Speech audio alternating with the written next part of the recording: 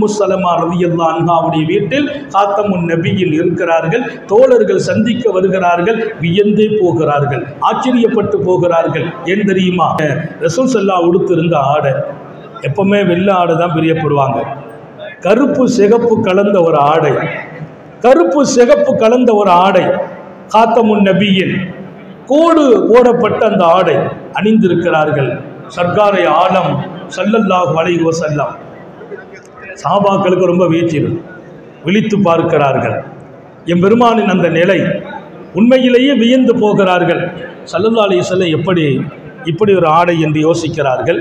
ரசூல் ஸல்லல்லாஹு அலைஹி வஸல்லம் அவர்களின் பார்வையை புரிந்து கொண்டு சொன்னார்களாம், வேறொன்றும் இல்லை, நான் வெள்ளைதான் பிரியப்படுவேன். அஹப்பு சியாபி இலை அல்பியல், ஆடைகளிலெல்லாம் எனக்கு வெள்ளாடையே பிரியமானது, நான் வெள்ளாடையை தான் நேசிக்கிறேன். என் மனைவி இந்த ஆடையை கொடுத்தாங்க, இதை உடுத்துங்கள் என்றார்கள். நான் உடுத்தினேன். இந்த ஆடையில் தாங்கள் அழகாக இருக்கிறீர்கள் என்றார்கள். என் மனைவி இந்த ஆடையில் நீங்கள் அழகு என்றார்கள். அந்த ஆடையை இங்கே வரும்போதெல்லாம் என் மனைவியின் மகிழ்ச்சிக்காக உடுத்துவேன் என்றார்கள் ஸல்லல்லாஹு அலைஹி வஸல்லம். வெள்ளாடையின் மீது நேசம் கொண்டவர்கள், உலகத்திற்கு வெள்ளாடையின் புகழை சொன்னவர்கள், தன் மனைவி ஒரு கலராடை விரும்ப அந்த ஆடையை உடுத்த சொன்ன போது அதை உடுத்தி மனைவியை மகிழ்விக்கிறார்கள் என்ற செய்தி வரலாற்றின் தங்க எழுத்துக்களால் பதிவு செய்யப்பட்டிருக்கிறது.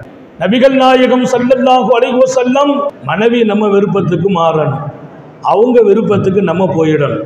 ஒன்றும் அவங்க நம்ம விருப்பத்துக்கு வரணும், நம்ம அவங்க விருப்பத்துக்கு போகணும், ரெண்டும் நடக்கணும். அவங்க வரவில்லையா, அவங்க விருப்பம் என்னவோ நீ பூர்த்தி செய் என்கிறார்கள்.